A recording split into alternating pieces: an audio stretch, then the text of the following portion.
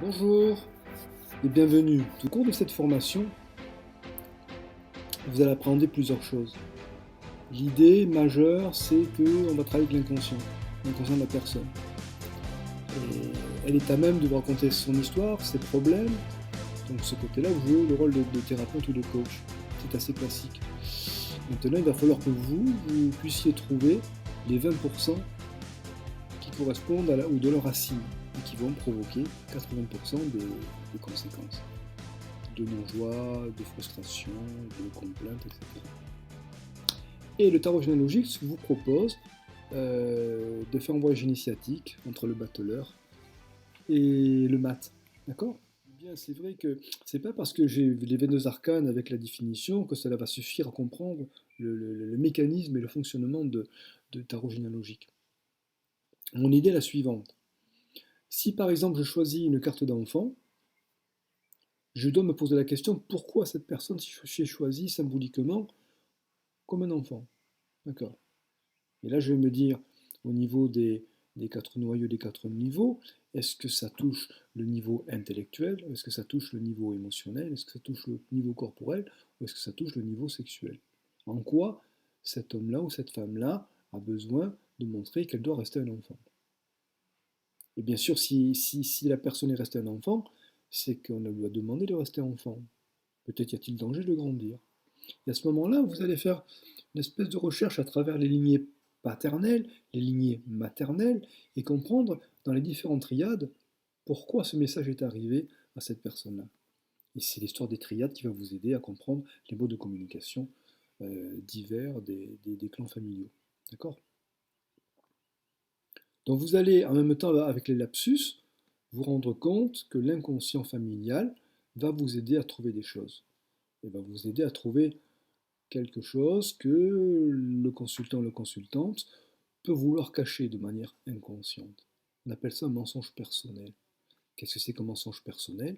C'est un mensonge par lequel on n'a pas le droit de dévoiler, pas un secret, mais une douleur, parce que cette douleur remettrait en cause la légitimité du système familial. Et des fois, et même très très souvent, les lapsus nous indiquent là où il faut aller chercher. Et comme vous savez que moi, ma priorité, c'est d'aller chercher les 20-80, j'ai développé ces outils qui vont chercher ces 20% qui nous parlent de douleur racine. Et c'est celle-ci qu'il faut aller chercher. Si vous êtes en consultation et vous apercevez que la personne n'est pas soulagée, c'est que vous avez tapé dans les 80%. Donc il faut revenir en cherchant la douleur racine des 20-80, des 20% de la douleur qui va provoquer 80%. Une autre manière de penser le tarot généalogique, c'est de se dire que le premier groupe social, c'est la famille nucléaire, c'est-à-dire le père, la mère et l'enfant. À ce titre-là, tout ce que l'enfant va expérimenter et ne pas dépasser au sein de cette communication entre les parents, l'enfant et la fratrie, et bien automatiquement, cette personne sera menée plus tard dans d'autres groupes sociaux à revivre exactement les mêmes expériences. Exactement. Et souvent, je me suis aperçu dans les consultations en burn-out, c'est que les situations professionnelles n'étaient que des événements déclenchants et qu'il fallait chercher des événements programmants. Et ces événements programmants, on les trouve souvent, comme je vous l'ai dit, dans la structure de base, la structure nucléaire qui est composée dans la triade, papa, maman et l'enfant, et la fratrie. Et ce qui va ne pas être compris encore une fois sera répété dans d'autres groupes sociaux. Voilà. Et quand je travaille le burn-out, généralement, je vais chercher ce qui s'est passé dans les mécanismes familiaux qui ont opéré quand la personne était enfant, pour comprendre ce qui se passe 30 ans après dans le champ professionnel où c'est qu'il y a un burn-out.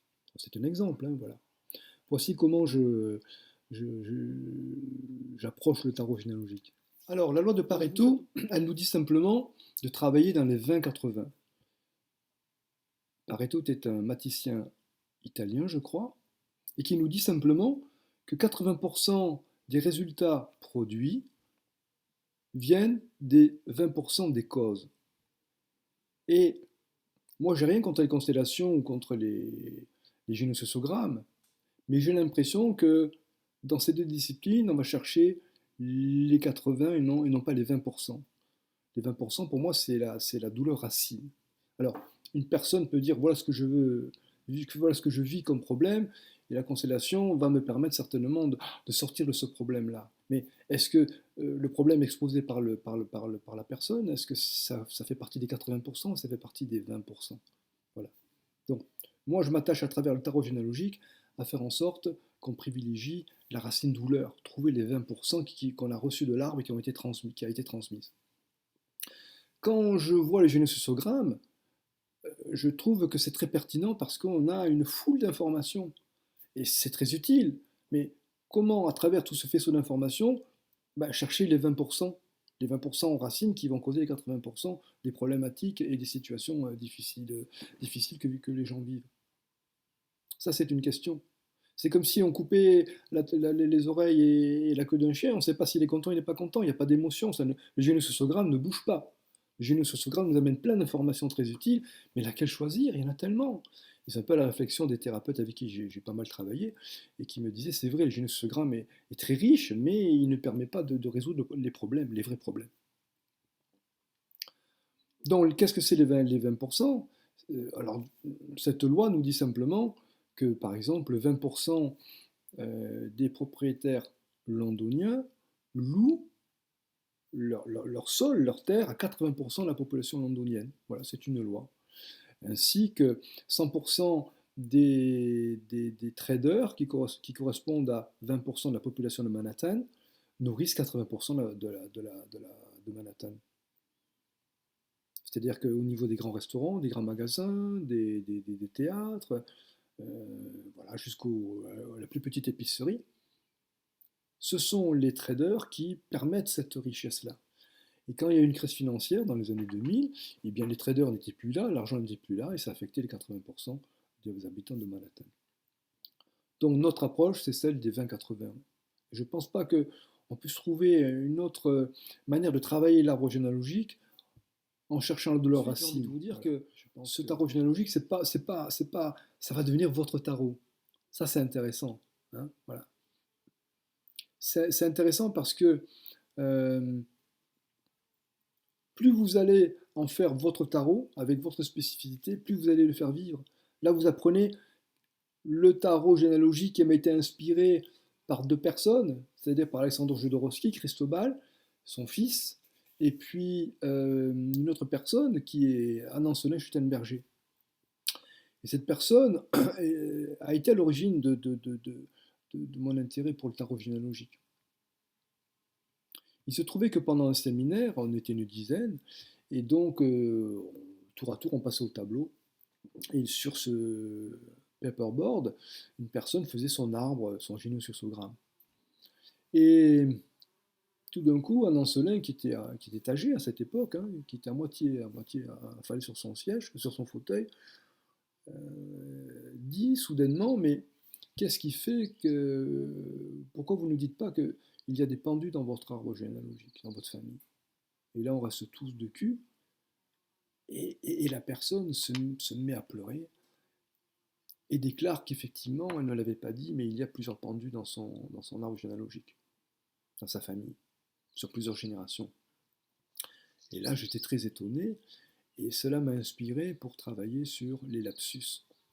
Et pour moi, les lapsus sont révélateurs de ce que j'appelle le mensonge personnel. C'est-à-dire que la plupart des gens qui viennent vous voir pour un problème ne vont pas vous dire automatiquement ce qu'ils veulent vraiment.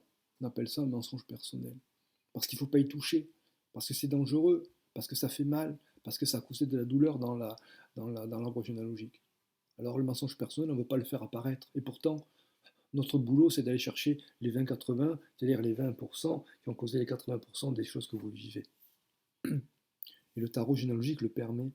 Parce que tout l'inconscient familial va parler dans le choix des cartes, des lames que va choisir la personne dans sa triade, dans la triade de ses parents, de ses grands-parents, de ses grands-parents. Que le tarot généalogique il peut orienter le futur de la personne qui travaille avec vous. Pourquoi? Parce que quelque part, dans la compréhension du passé, on va changer le présent, et en même temps, si on change le présent, il va devenir futur. Et ça, c'est intéressant au niveau de l'arbre généalogique, du tarot généalogique. Voilà. Alors, je ne dis pas que c'est la panacée, je ne dis pas que c'est le meilleur outil, mais c'est un outil à privilégier si on veut vraiment chercher les douleurs racines et pouvoir aider les personnes. Voilà. Il n'y a rien de plus frustrant que de recevoir quelqu'un, de travailler pendant des semaines ou des mois sur un thème et s'apercevoir au bout d'un mois qu'en vérité, ce n'est pas le thème qu'il aurait fallu travailler. Parce que ce n'est pas un thème qui appartient aux 20% et autres. Voilà. C'est vraiment un art qu'il faut faire vivre tous ensemble. Voilà. Et je vous l'ai dit, je vous apprends une forme de tarot généalogique et m'était inspiré, ça va devenir votre tarot généalogique. Et c'est ça le plus important.